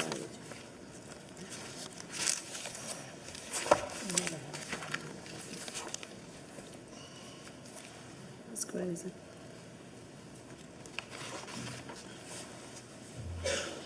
Ms. Greason? Yes, good evening, Council, Madam Mayor. My name is Jennifer Greason. I'm with Design Resource Group, here to answer any questions if Council has any on the annexation hearing. All right, as well, Mr. Williams, any questions that are coming up?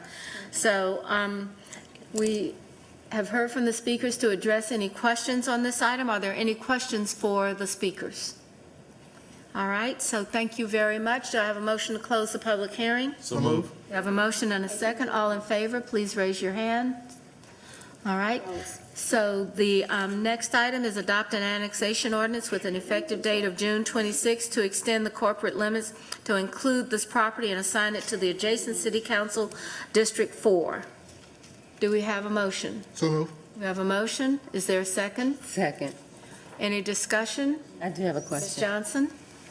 So we asked the questions on the previous annexation. The questions are the same, but I would like to ask the city manager, I think this brings to mind the broader issue of infrastructure, not just for annexation. So if we can get an update on the infrastructure meeting that we had in December, and to make sure we're including these annexations. But I think Councilmember Mayfield, her concerns about the cost and the fire department, that falls in line with the infrastructure concerns that we had. So if we can get an update of, you know, what's going on and what the processes are, that would be great. Thank you. All right. Okay, so Ms. Mayfield. Thank you, Madam Mayor. And Mr. Manager, it will also be helpful as we're looking at these potential annexations. It's still a capacity issue that I'm going to reference. Mount Holly Huntersville Road, the entire length of Mount Holly Huntersville Road, but I actually was just down in this area this past weekend. It is literally still a bit of Old Charlotte Country Road, but you have one lane, infrastructure-wise, as well as community impact. What is our current plan for road wideners? And are we looking at a project to align with that? Here is the challenge. There is a project on Mount Holly Huntersville Road between Mount Holly Road and Bellhaven. A new development was created.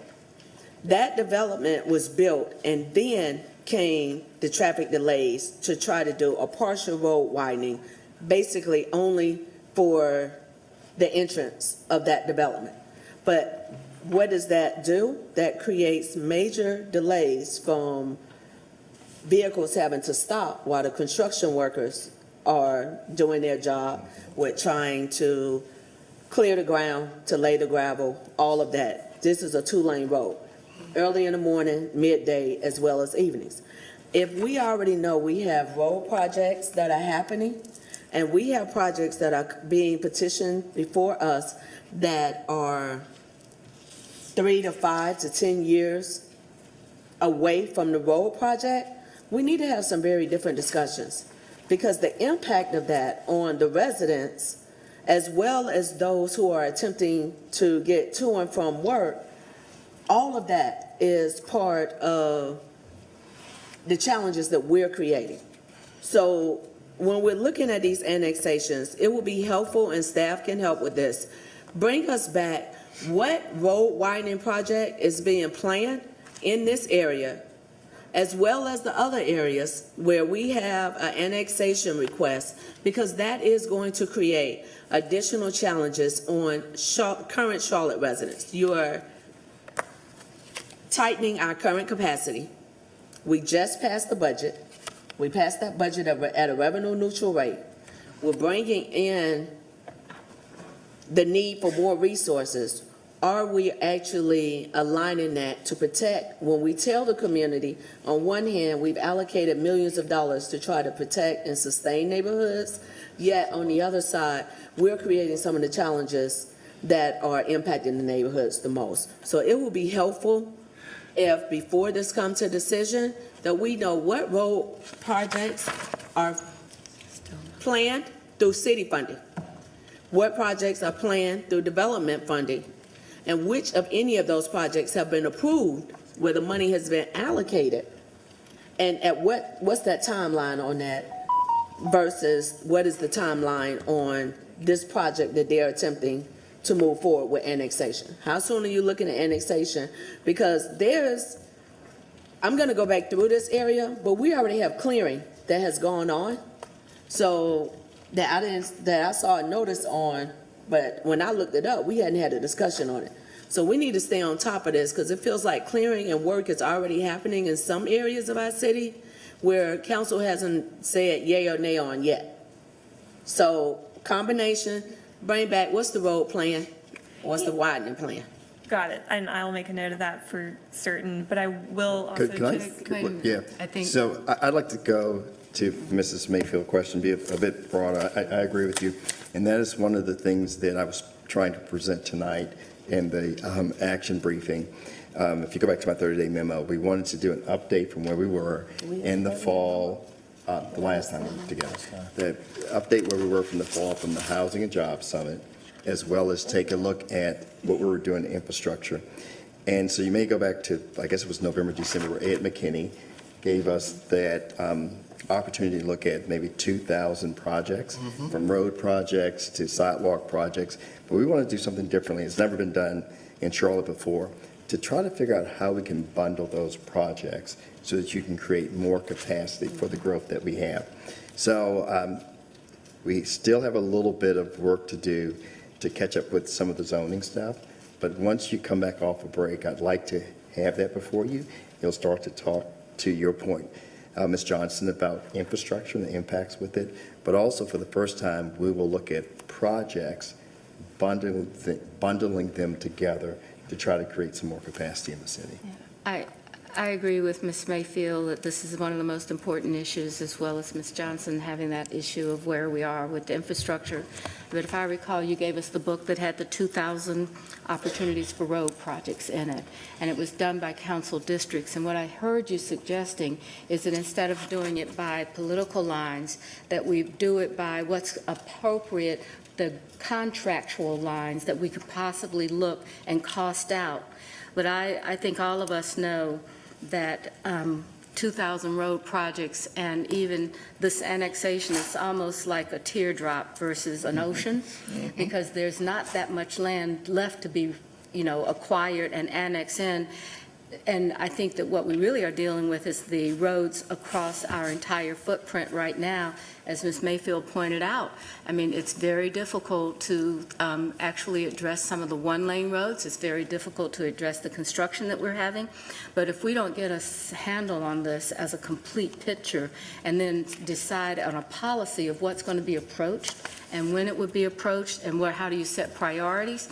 Because as you just heard Ms. Gray, thinking about how do we do sidewalks? So are we doing 5-foot sidewalks? Are we doing 7-foot sidewalks? I mean, what are we trying to build out in the long term and what works for us? So I think it's going to be one of our best discussions, or opportunities for a really good discussion around what's possible and what are our policies so that people will actually be able to identify with what's going to happen next. I think that's really engagement.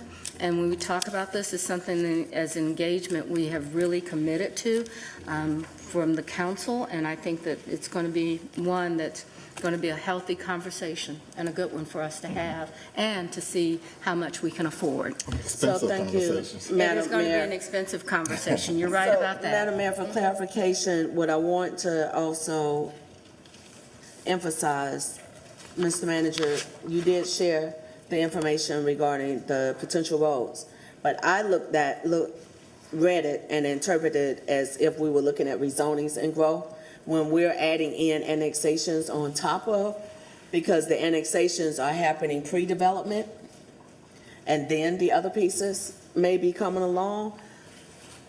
These multiple conversations and looking at the fact of, is our language clear enough to give us the space to slow it down to make sure that it's aligning?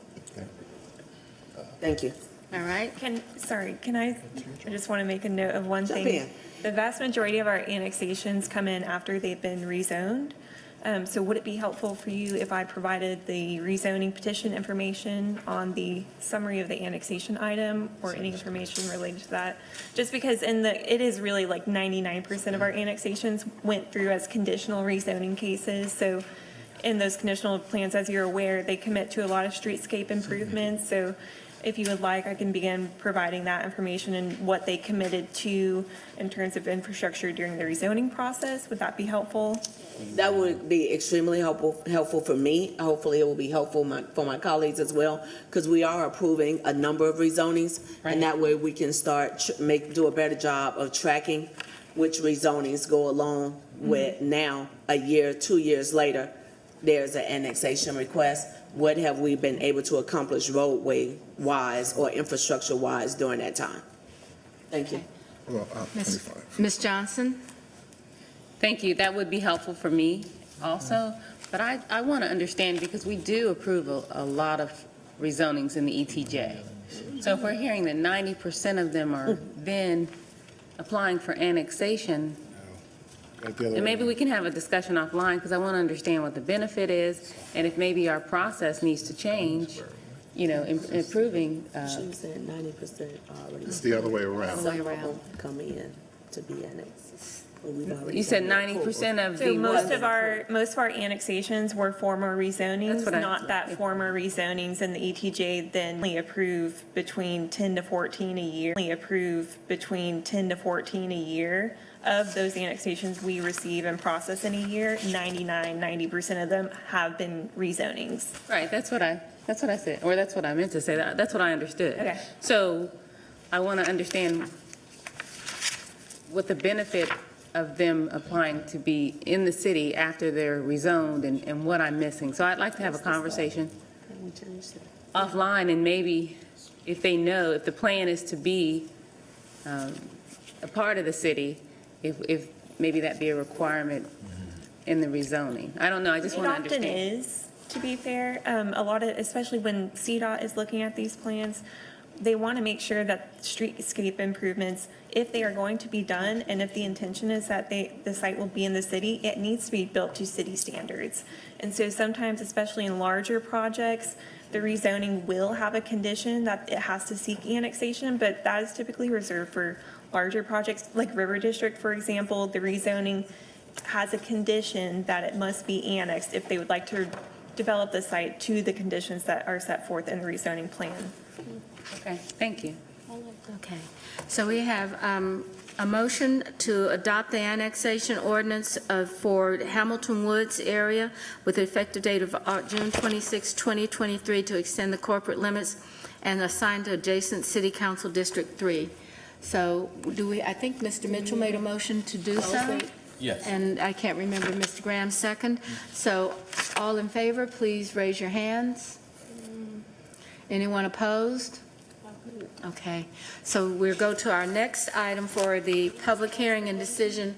I'm sorry. Did we just close the public hearing? We closed that before, we had a motion first. My apologies. When we had discussion, I didn't hear the motion to close the public hearing. My apologies, ma'am. Item 26 is a public hearing and decision on Oak Lake area voluntary annexation.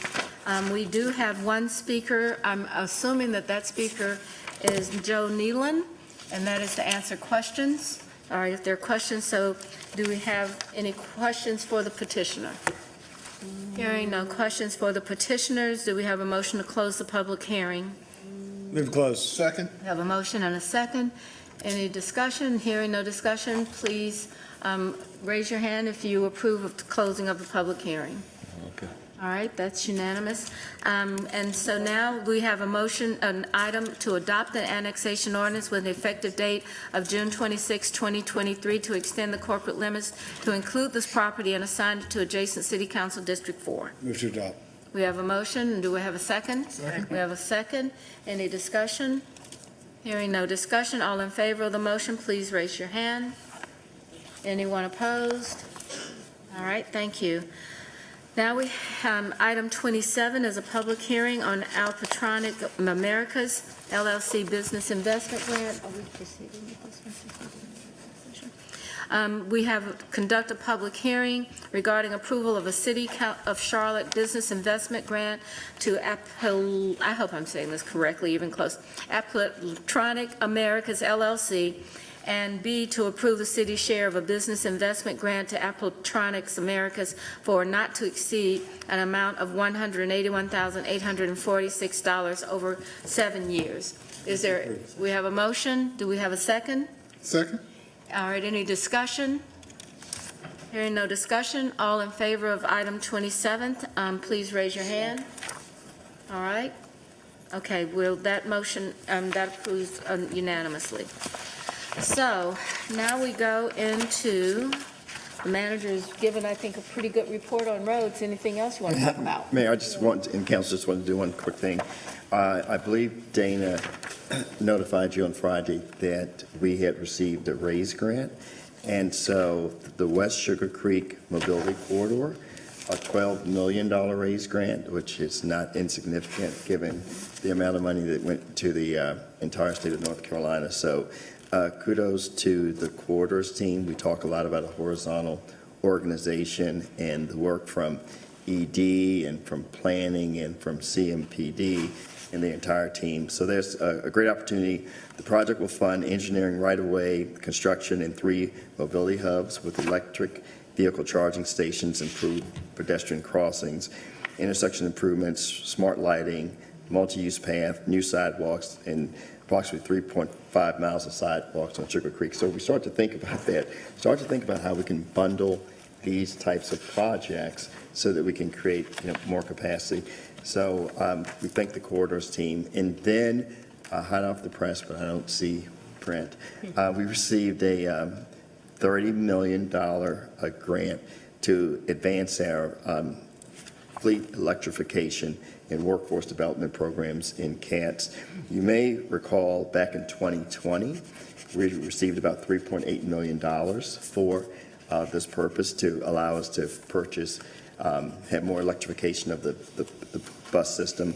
But this is $30 million, and this is no small amount from the FTA, part of the bipartisan infrastructure law. And what we'll see is basically 31 old diesel buses would be replaced with 15 battery electric buses and 16 hybrid electric diesel buses, as well as 15 battery electric bus charging stations and more infrastructure. So again, it's one of the things that the council made sure that we did, and that was to see how we can pull down as many federal dollars as possible. So a big day for the city over the course of the last couple of days. So just wanted to make sure council knew that. Congratulations. Congratulations That is to the team. great. Okay, great Thanks job. to the team of people that work on these grants and pursue them and dog them out until we get them. So thank you very much. Madam Mayor? Yes, Ms. Mayfield, and then Thank you. and then Mr. Mitchell. Thank you, Madam Mayor. So, thank you, Mr. Manager, for your report. I would also like to ask if you can bring back to council rather quickly through the help of the team. So, I had the opportunity to meet with someone this past weekend who is a business owner in our community that formerly lived in the city. And we were having a conversation. They've since moved out of the city, and the comment was made that Charlotte has become a rental city, because I asked, why did you leave? Because unfortunately, I'm running into a number of long-term residents, especially business owners who have moved outside. I would like for us to get some numbers, and I've already done some preliminary, because you know I never ask you a question without already doing some research prior to asking it, regarding what is the impact on the number of rentals we have versus owner occupancy. So we know that college towns have a very different theme, it's very transient, but we are also luring a number of really great companies to our city. One of those many selling points outside of our weather, when Mother Nature wants to act right, and the fact that we have an airport that does a type of business and the amount of business it does, is our workforce. we are losing a good bit of our workforce because they cannot afford to live in the city, which is something you and I have been talking about for many years. Even when I wasn't on council, we had conversations about it. So it would be very helpful to get an idea of communities that have seen the level of growth, because I would say ours started since the DNC, to be perfectly honest, 2012. We were put on a different stage. A lot of people got to learn about the city. We have a lot of people that have been here under a decade. Let's look at some peer cities that have seen tremendous growth, but it's also have seen a increase in rental versus home ownership, to look at some of the challenges that they have already experienced or are experiencing, because we're already seeing some of the challenges. And the greater concern that I have is when there are conversations, especially with when we look at our public school system and we look at challenges with access to housing and our public school, some of our corporate partners that are coming into the area are having very different conversations with real estate agents. And those conversations are consisting of, how do I get into X private school? That is causing a level of imbalance in itself. So when we're looking at saying that we are creating great communities, that community is only as great as the diversity of it. But when we're having high concentrations of multifamily, not just multifamily, now single family for rent, brand new single family for rent product, because we're infilling, in neighborhoods that historically have not had HOAs because they were older communities that didn't necessarily have all the investment and all the opportunities, so the land was a lot cheaper. For us to stay ahead and to look at Charlotte 30 years from now, are we really taking advantage of the opportunities that we have in our language, since we have now a living document that we have rolled out? What are we saying in that document that's going to ensure that we are creating diverse housing opportunities, but so that we're not a 20% owner-occupied community versus a 75-80% rental community, because that transientness can cause us challenges in the long run when it comes to continuing to grow the city, as well as how much money we would need to keep putting into certain neighborhoods to keep those neighborhoods in a state of growth and development. Okay. That would be very helpful. We can get some information, yes. Thank you. All right, Mr. Mitchell? I'm sorry.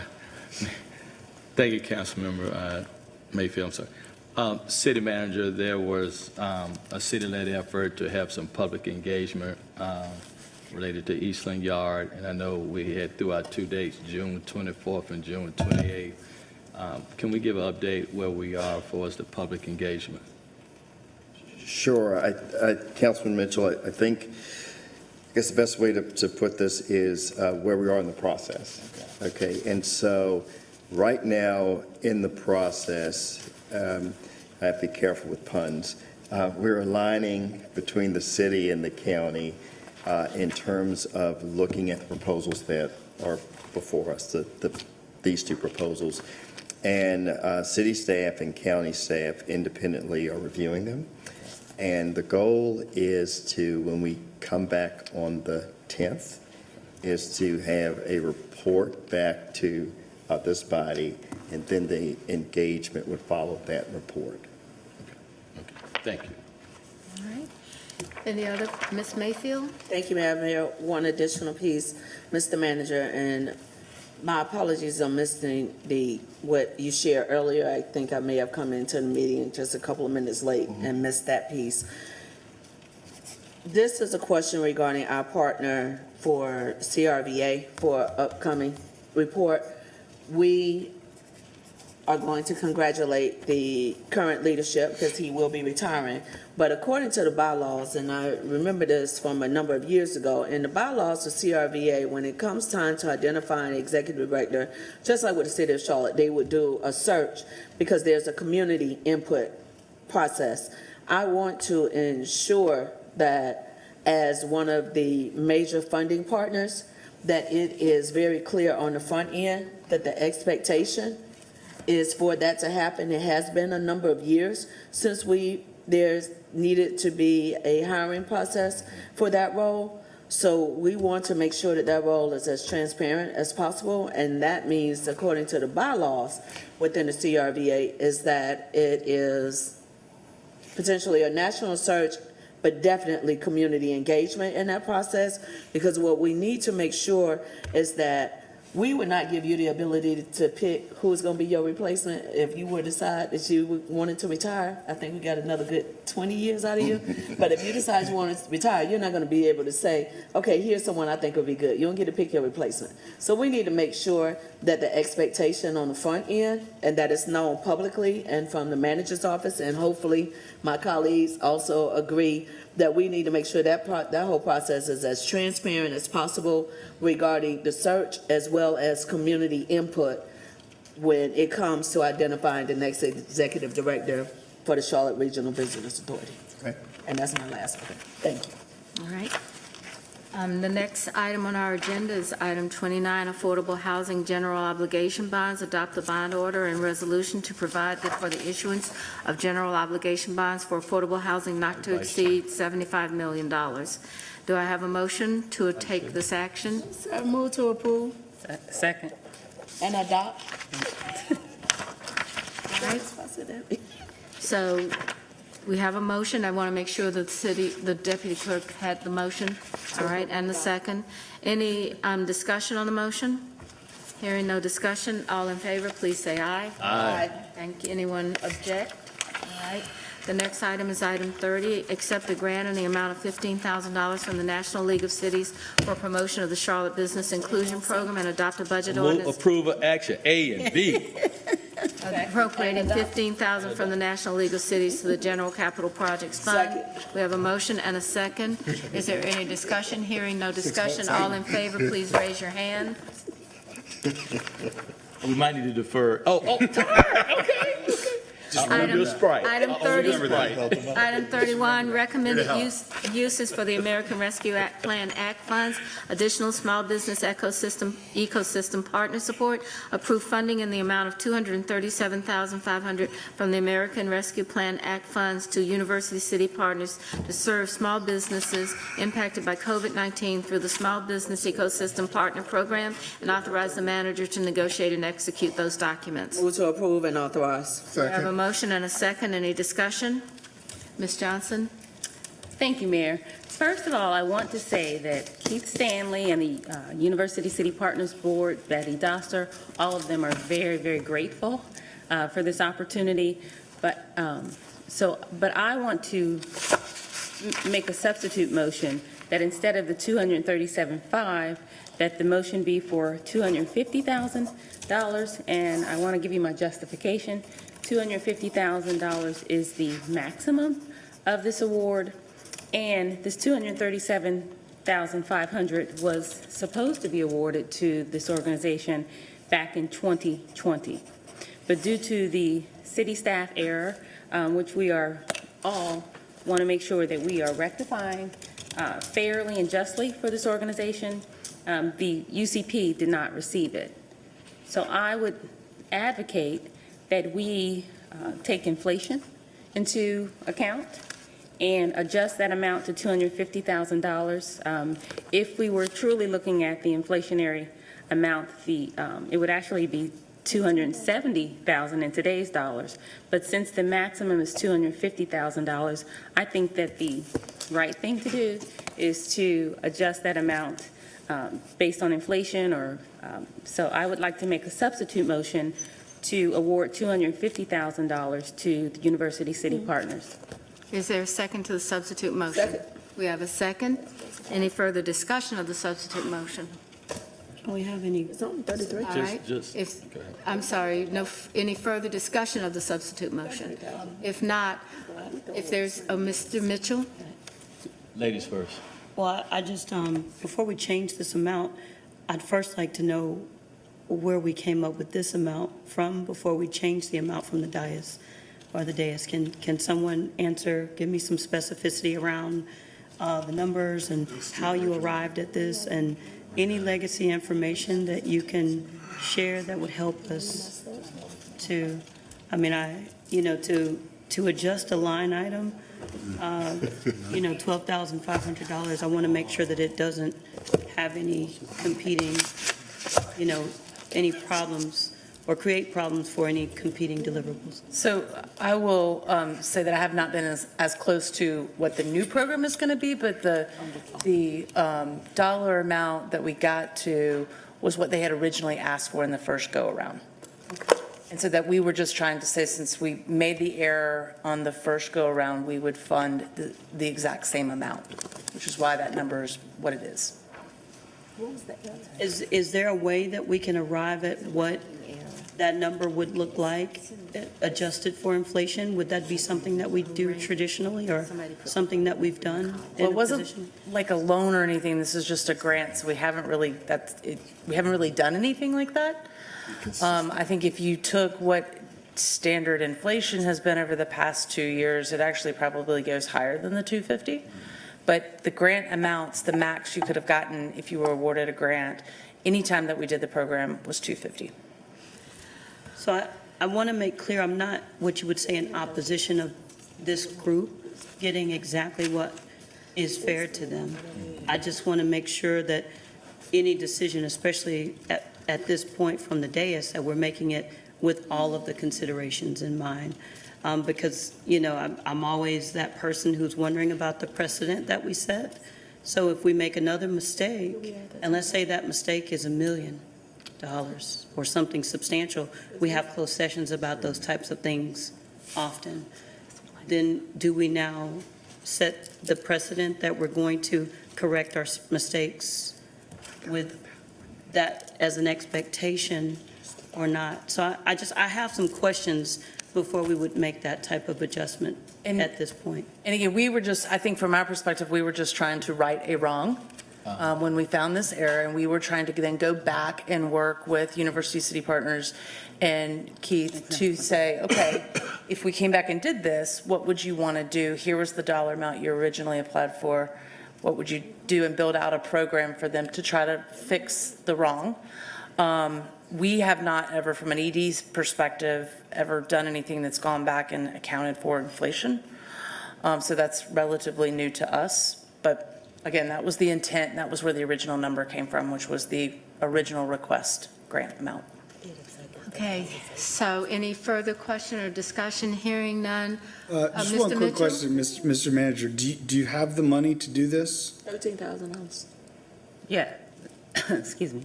Hey, yes, we do. Ms. Manager. Yeah, I guess it's really twofold. One is that we tried to go back and correct the wrong. I'm not even sure that I know what they're going to do with the money, whether it's 237 or 250. I just don't know. The University City Partners? Right, so it's not like it's a new application or something.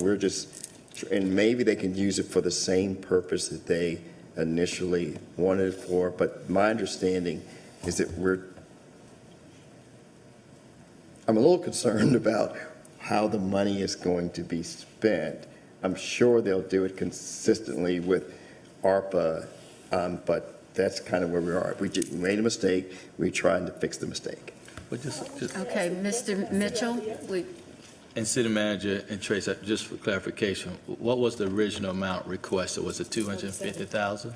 No, it was the amount. 237,000? Yeah, it was the 237 amount. And so, to the manager's point, we kind of went back and said, can we fix this wrong?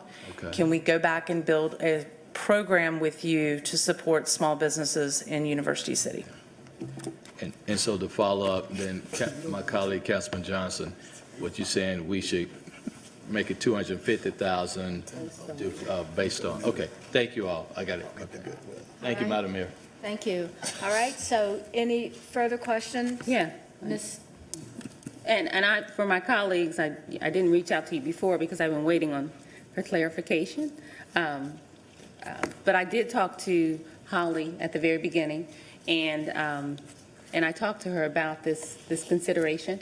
I believe if we look at inflationary value, present value of dollars, penalty, whatever that is, $237.5 does not buy in today's dollars what it did back in 2020. So I have had this discussion with city staff. I'm sorry Holly's not here and you don't have the details. What happened is University City Partners applied for a grant, and because of a mathematical error, they weren't awarded the grant, but they should have been.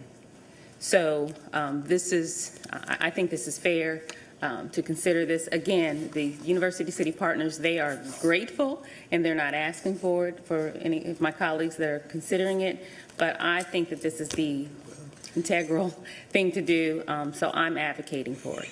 That's all. Thank you.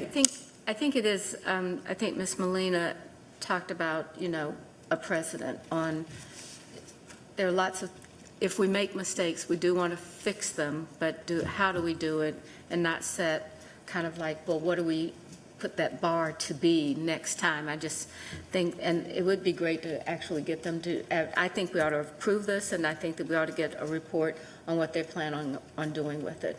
And if there is something that's really special or something that it's not and they can't figure out a way to do it, then we can always come back and consider adding more money to it. So that's where I am. So is there any further discussion? I think, based on what I've heard and your ringing endorsement just now, Madam Mayor, I think I'll show a little goodwill to my colleagues down there and support this.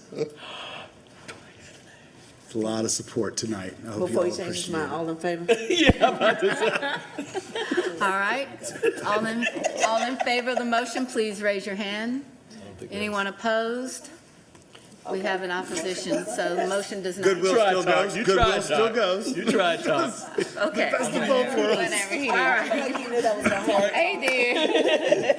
give you kudos for Goodwill that, still though. flows. I'm sorry. May the record show. Do we revert back? Go Back to the original Back to the main motion. motion. The original Which had a motion, second. Yes. which has a second.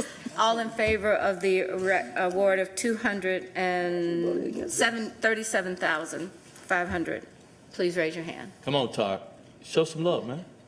Are you not voting? I'm voting. Oh, we're all in. Okay, so that passes unanimously. Guys, that couldn't have gone better. All right, the next items that we have on our agenda tonight are nominations, and we will ask the clerk to read the nominations that she has received, and that will be handled. That's a drum roll. I did not. All right, thank you. That's too good. You did say we'll finish at 7:30 tonight. And we're trying. We're trying. Madam Mayor, can I read through all of them? Please, all of them, yes. Okay. So for the Business Advisory Committee, Patrice Funderburg received 7 nominations. Chad Turner received 7 nominations. Sierra Lilly received 7 nominations. For the Charlotte Neighborhood Equity and Stabilization Committee, we'll have to bring that one back. For the Charlotte Regional Visitor Authority, Thomas Dolan received 6 nominations. And Diane Lynn received 6 nominations. For the Charlotte Water Advisory Committee, incumbent Bill Cornett received 7 nominations. Citizens Review Board. Okay, I think that there was a question, Ms. Mayfield was asking a question. I have the Business Advisory Committee, the inclusion, did we do the inclusion? She was saying Charlotte Regional Visitors Authority, and I didn't quite hear, Mayor. My apologies. All right. Charlotte You Regional. said Thomas Dolan? Yes, Charlotte Regional Visitor Authority. We had Thomas Dolan with 6 nominations, and then Diane Lynn also received 6 nominations. That's all we had for those 2. Thank you. Okay. Charlotte Water Advisory Committee, incumbent Bill Cornett received 7 nominations. For the Citizens Review Board, incumbent Brittany Lee received 7 nominations, and LeBecky Rowe, incumbent, received 7 nominations. For the Citizens Transit Advisory Group, incumbent Michael Cataldo received 7 nominations. For the Historic District Commission, we'll have to bring that one back. For the Historic Landmarks Commission, incumbent Nadine Ford received 7 nominations. Wait. We'll have to, we've got some questions, so we'll keep going, and then we'll come back on this question. Okay. Incumbent William Hughes received 7 nominations. For Keep Charlotte Beautiful Committee, incumbent Martin Doss received 6 nominations.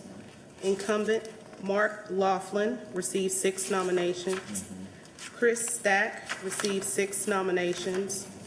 And Dale Stoller, incumbent, received 6 nominations. No one for the Passenger Vehicle for Hire. For the Planning Commission, incumbent Will Russell received 6 nominations. For the Public Art Commission, Nina Jackson received 7 nominations. For Stormwater Advisory Committee and the Transit Service Advisory Committee, no applications to bring that one back. And for the UDO Board of Adjustment, incumbent Deborah Dryden received 7 nominations. All right. Madam Clerk, can you go back to the nominations to the Charlotte Regional Visitors Authority? And if you would read out the names of those we have that supported. Could you read out the council members' names and Okay. vote? So for the Charlotte Regional Visitor Authority, Thomas Dolan, who received 6 nominations, that was Councilmember Bakari, Graham, Johnson, Mayfield, Mitchell, and Molina. No, they did not.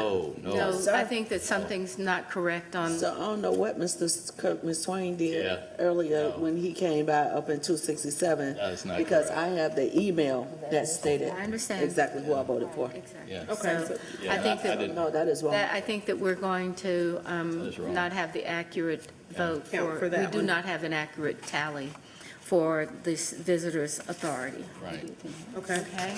And also for that same one, let's see here, Diane Lynn.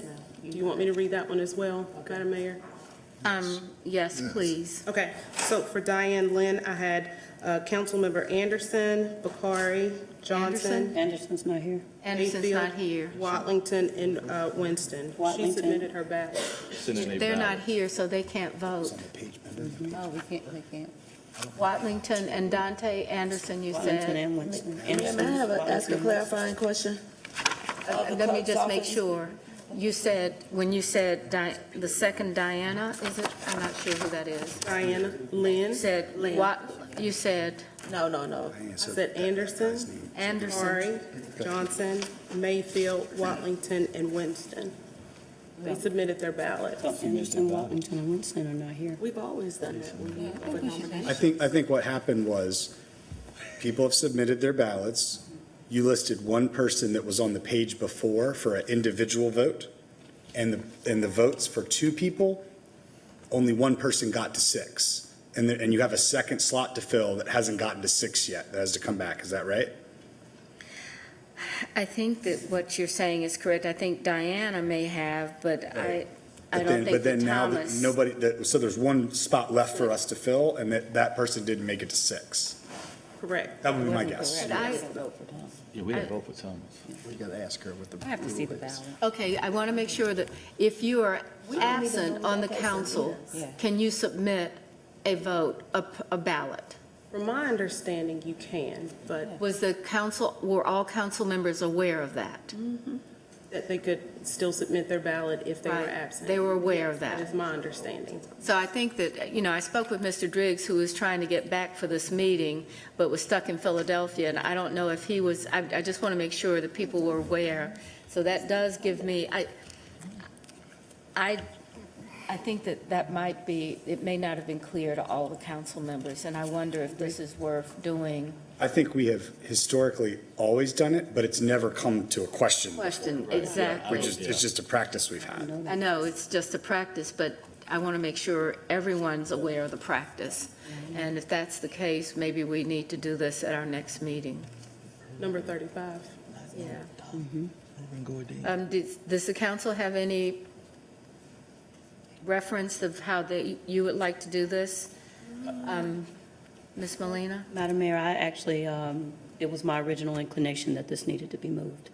I think because the way I understood this particular board, we have 2 incumbents, and neither of the incumbents were actually mentioned. And I know for sure that at least one of the incumbents had support, and I imagine that it would have arrived at most of us, but, so even that's not present.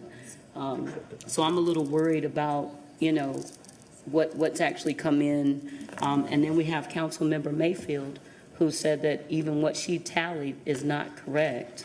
So just with those two things alone, I feel like that we need to either do this at another meeting or do this at another meeting. And I concur with that. And, even, the CRVA had a nominating committee. Their nominating committee made 2 recommendations. Right. It's always been the practice of the committee, of the council to accept the recommendation, although you can do something else if you wanted to, but it's always been the practice to accept the incumbent nomination if they want to seek another term, and they met all the requirements. And so I just think that we need to revisit this and make sure that, as my mom would say, that there's no dirt in the milk. I agree. Ms. Mayfield? Thank you, Madam Mayor. So I have the hard copy of the ballot that I submitted to Mr. McSwain. I have a number of challenges with what was just read by the city clerk. On this paper ballot, there is no Thomas. You have to go to the page before that. No, even on mine, Trust me. on my end Trust me, one page. page I before. just double checked it. I don't have a Go Thomas. up 2, go up now, two sections. So we have him under full service hotel. So each section nominate one. So Thomas Dolan was nominated for the full service hotel. Right. You go down, I think that's the. So that means the ones below didn't get 6 nominations. no, the next one says one appointment for a 3-year term for Mecklenburg County towns. 2 different things. Yeah.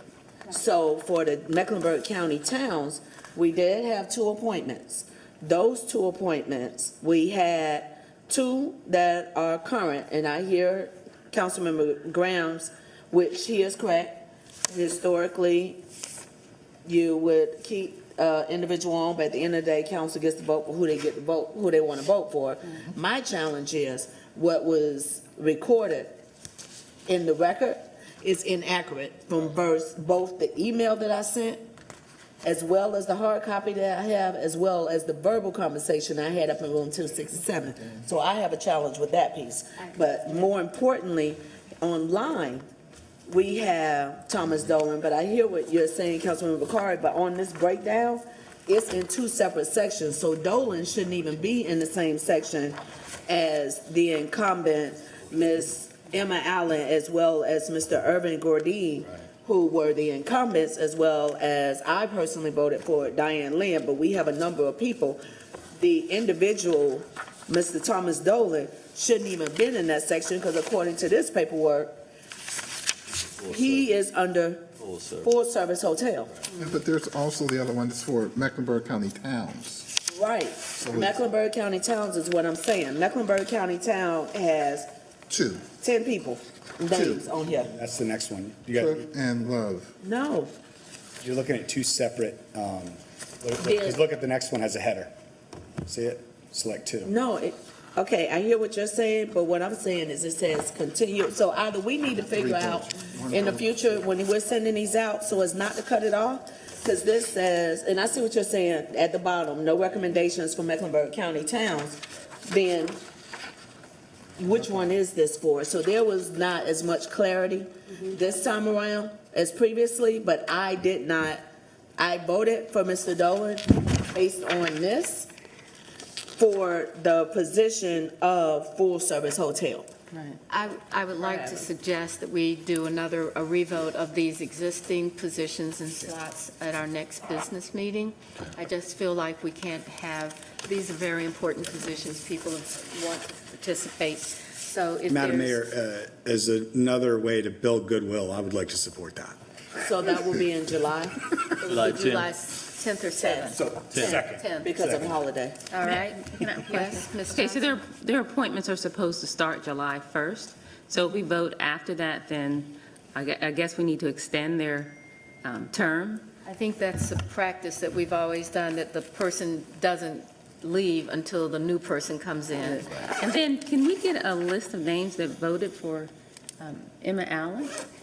How far are we off? I think that wouldn't be accurate because people didn't vote I accurately. think the bigger The question is, report. how many ballots did you collect of the 11 council members? No, I asked the question, but I said what I said. But I mean, because some people may or may not have, that's the second question. The first question is, you obviously don't have 11, right? No. Council members? How many And ballots You were may there? turn in a ballot without voting for that person, or, it's just, Yeah, totally. I think it's a lot more clear, July the 10th. Yes. Okay. All right, okay? Does that need to be a motion, Mayor? I would like the council to agree in a way that is not questionable. May I make a motion, we move the CRVA nomination to the July 10th business All meeting? of them, all of the nominations. All nominations. It's a clean slate. Please, All the nominations, And the yes, ballot, yes. To July clean slate. 11, 2023 July meeting. 10th. July 10th. July 10th. Yeah. All right? Second. All right, we have a motion and a second. All in favor of that, please raise your hand. I'm with you guys. I don't know why you did that. Okay, so you're not going to support it, so it doesn't go forward. So we won't have a process at all. Yeah, I'm trying to get an answer to my question. Okay. So that She was passes still- unanimously, Ms. Johnson. I wanted to make sure. I think I spoke over Councilmember Johnson. She was still waiting on the answer to the question from the clerk. I'm sorry, what's your question, Ms. Johnson? How many votes did Emma Allen get? 5. Here you go. Okay, all right, can you name the folks that voted? Yes. Anderson, Johnson, Mayfield, Mitchell, Molina. So is there anyone that, maybe we Okay. could fix that tonight, or no? Okay. Okay, so we have a, all right. Goodwill are we looking for? Thank you, everyone. I appreciate it. Do we have a motion to adjourn? moved. Yes, and we're all out. Mayor, you are good, 7:32.